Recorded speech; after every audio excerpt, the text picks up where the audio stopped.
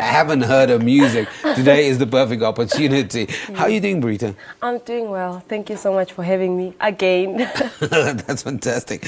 Look, for those that haven't heard your story, let's delve back into it very quickly.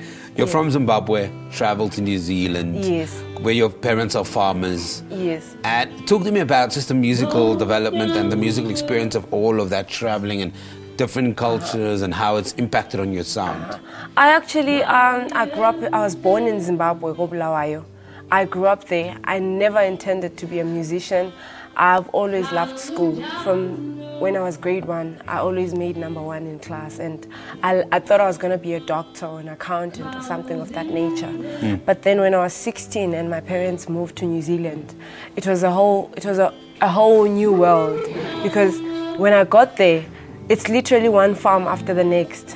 I love that country, but sorry to say there's no life there, because it's just one farm after the other. But on the other hand, And where you get to milk cows? Yes.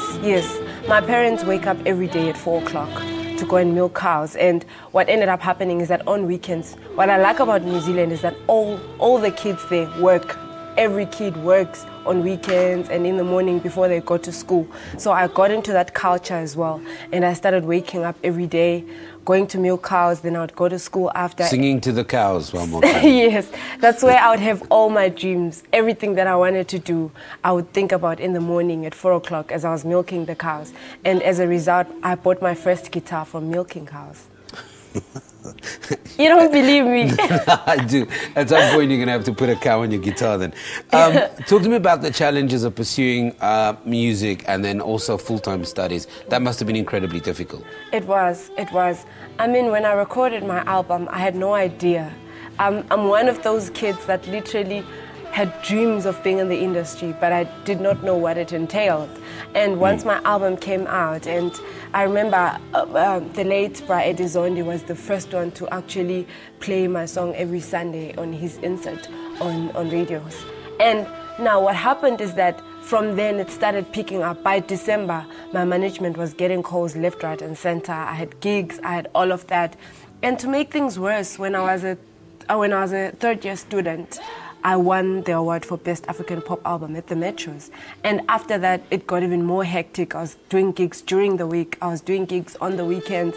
And at one point, I was actually in a hectic car accident because of going from one place to the next. But still, here I am, still standing strong. And stronger than ever. The debut album, Conquering Spirit, is featured on an international documentary. How did that come about? I think it's called Positively Beautiful. Yeah, about HIV/AIDS in South Africa. Yes. I got an email from a lady in the States that said that she was working on a documentary where she was talking about 5 people in South Africa that are affected by HIV and AIDS, but are actually doing well in their communities, teaching people about it and creating awareness. And she had asked those people who their favorite artists were.